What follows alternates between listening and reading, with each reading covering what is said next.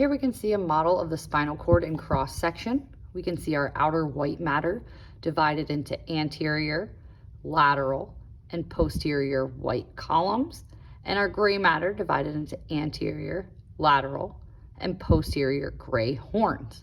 We can also see that here, anterior, lateral, and posterior white columns, and the anterior, lateral, and posterior gray horns. The gray horns are going to be connected by the gray commissure, and you can see in the middle of that gray commissure the central canal. We can tell the anterior from the posterior of the spinal cord by looking at the wide anterior median fissure compared to the more narrow posterior median sulcus. We can also compare the spinal nerves on the anterior and posterior sides.